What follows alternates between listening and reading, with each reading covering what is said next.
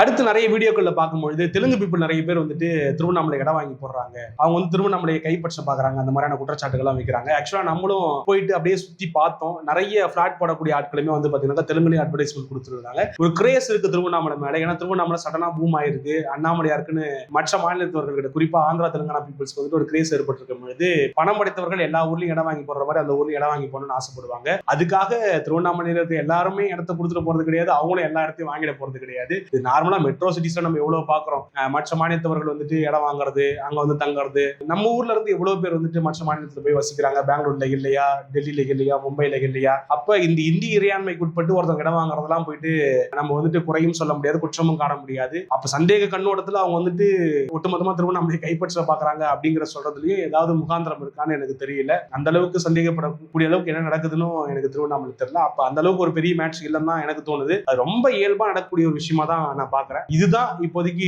திருவண்ணாமலையில் இருக்கக்கூடிய சில பிரச்சனைகள். ஆக திருவண்ணாமலைக்கு ஒரு ஆரோக்கியமான விஷயம் தான் இது. ஆனா இந்த மாதிரி இருக்கக்கூடிய நிர்வாக ரீதியான சில சிக்கல்கள் எல்லாம் வந்துட்டு கலைஞ்சிட்டா ரொம்ப ஒரு மகிழ்ச்சியான ஒரு விஷயம் தான். டூரிசம் டெவலப் ஆகிட்டு இருக்கு, பொருளாதார ரீதியா அந்த ஊர் மேம்பட்டுக்கிட்டு இருக்கு அப்படின்னாக்கா வெல்கம் பண்ணக்கூடிய ஒரு விஷயம் தான் அப்படின்னு சொல்லி விடைபெறேன். நன்றி.